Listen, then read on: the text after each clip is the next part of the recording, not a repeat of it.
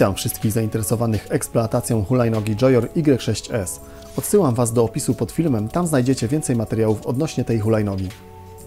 Chciałbym podzielić się z Wami moimi wrażeniami na podstawie przejechanych już ponad 1100 km po wymagających trasach codziennego dojazdu do pracy, gdyż nie były one usłane jedynie pięknymi ścieżkami rowerowymi, ale była to walka z chodnikami, krawężnikami, dziurami, dołami, kostkami brukowymi czy innymi nieprzychylnymi elementami trasy. Opowiem Wam, co w tym czasie musiałem naprawić, zmodyfikować, aby móc cieszyć się z użytkowania tego sprzętu. Jednak chciałem zwrócić uwagę na fakt, że nie wszystkie miasta przygotowane są infrastrukturowo do przyjęcia tego typu nowych środków komunikacji miejskiej ze względu na śladowe ilości ścieżek rowerowych czy wyznaczonych pasów dla rowerów na jezdniach. Moim skromnym zdaniem jest to kwestia czasu oraz zaradności włodarzy miast, bo hulajnogi elektryczne w zatrważającym tempie zyskują popularność i dobrze byłoby, by dostrzegli tą potrzebę budowania ścieżek oraz wyznaczonych pasów dla rowerów hulajnóg elektrycznych. Uważam, że to priorytet rozbudowy infrastruktury miejskiej. Tyle wstępu, teraz skupmy się na samej hulajnodze Joyor Y6S. Zacznijmy więc od wskazania stanu licznika oraz ustawień. 1168 km w tym momencie jest przejechane. Ustawienia od samego początku przedstawiają się w ten sposób. P02 jest to oczywiście wskaźnik mile kilometry na godzinę.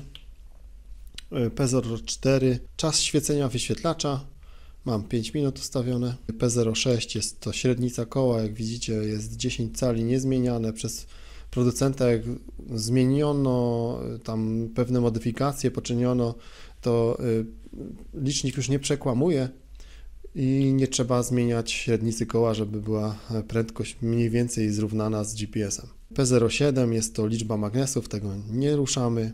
Ruszanie od zera albo od odepchnięcia. W tym momencie jedynka jest to od odepchnięcia. P12 jest to moment przyspieszenia, 5 to jest maksymalnie. P15 jest to moc procentowa silnika. Ja mam ustawione na 80 i to w zupełności wystarcza. Następnie tempomat 0 to jest wyłączony, 1 to jest włączony. No tutaj nic się nie ustawia i tutaj jest resetowanie ustawień. Użytkowanie hulajnogi Joyor Y6S wymaga przez użytkownika stałej obserwacji elementów konstrukcyjnych wpływających na bezpieczeństwo. Podczas użytkowania na początku trzeba posprawdzać wszystkie połączenia śrubowe, zniwelować luzy na przednim kole. Jak widać, luzów praktycznie nie ma, są lekkie luzy, ale no takie pewne luzy muszą być, tak? No nie warto też za mocno tego skręcać, żeby nie uszkodzić łożyska.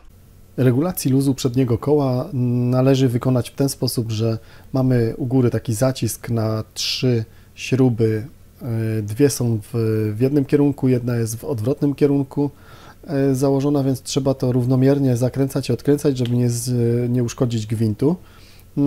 Po rozkręceniu tego zacisku sztyca nam powędruje do góry, po czym będziemy mogli dostać się do nakrętki, którą skręcamy zgodnie ze wskazówkami zegara, dokręcamy ją z czuciem, żeby nie zgnieść łożyska.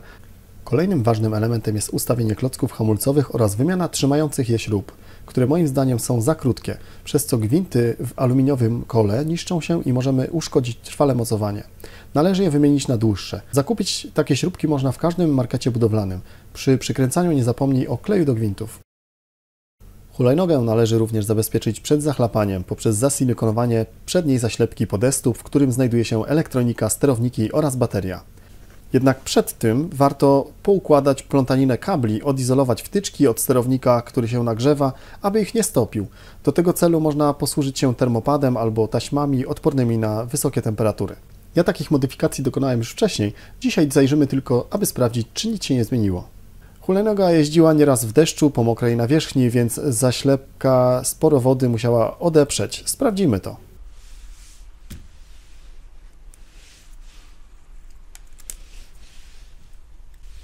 Jak widać, nic się nie dostało do środka. Wtyczki wszystkie są nienaruszone, nie są ponadtapiane. Można powiedzieć, że operacja się udała. Wszystkich tych takich odseparowania od gorących elementów, wszystkich wtyczek i tak dalej, więc można powiedzieć, że sukces.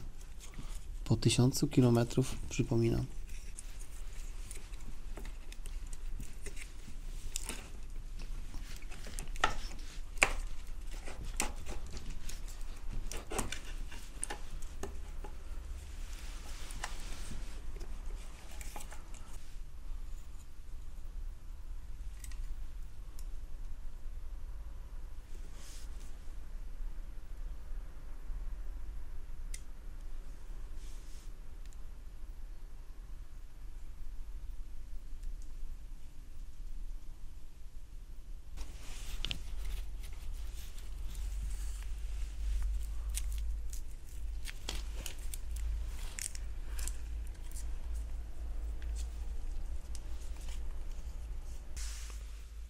Tak oto przedstawia się już zapakowany.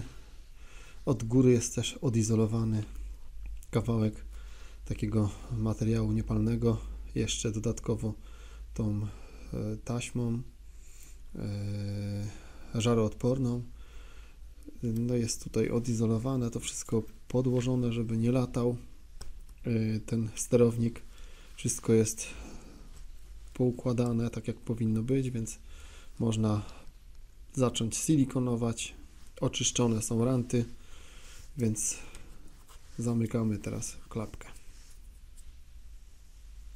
Newralgicznym elementem konstrukcji hulajnóg Joyor Y6S, ale nie tylko, wszystkich typów, które mają tą samą konstrukcję, czyli Y10S, S5, S8S, S10S czy też Motus 2022, to pękająca śruba składania kierownicy.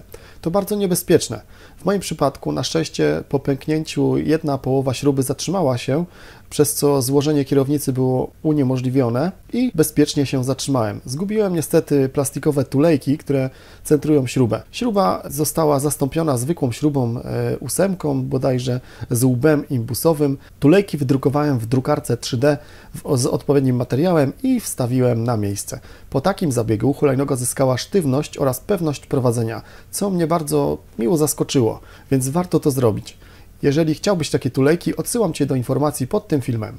Niewątpliwym elementem poprawiającym komfort jazdy, choć nie jest to obowiązek i każdy ustawia sobie pozycję według własnych upodobań, to podnóżek.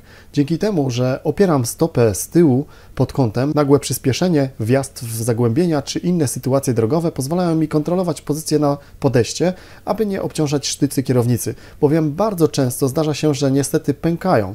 Na forach często użytkownicy zgłaszają takie problemy. Moja sztyca, jak widać, ma się bardzo dobrze pomimo jazdy w ciężkim terenie.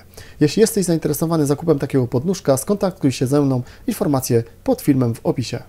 Podnóżek jest przystosowany do montażu na płycie przeznaczonej na siodełko.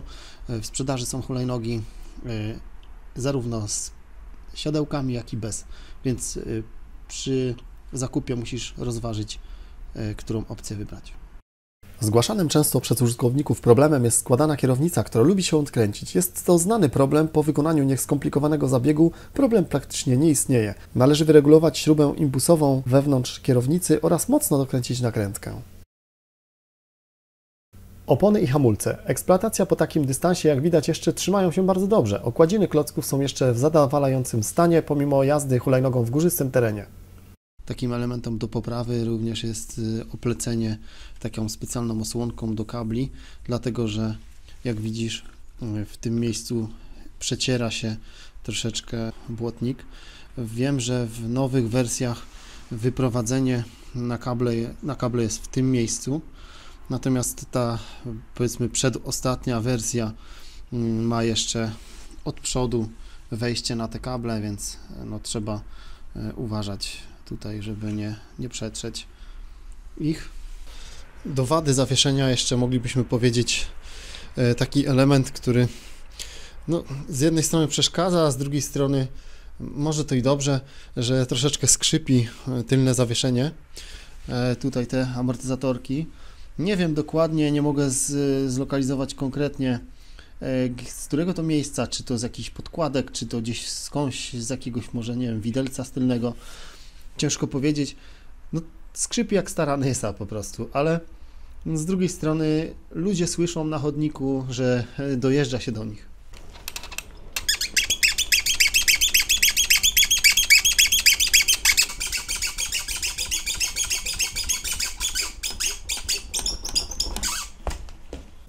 Podsumowując, hulajnoga spełnia swoje zadania, cenowo jest bardzo konkurencyjna. Jeśli potrafisz dopilnować wszystkich tych bolączek modelu, będziesz z niej zadowolony. Na pewno nie jest przeznaczona dla użytkownika, który tylko używa jej do jazdy, nie dogląda jej systematycznie, ale która hulajnoga nie wymaga przeglądów. Jeśli materiał się spodobał, zachęcam Cię do subskrypcji, komentowania, oceniania oraz oglądania pozostałych materiałów na kanale. Cześć!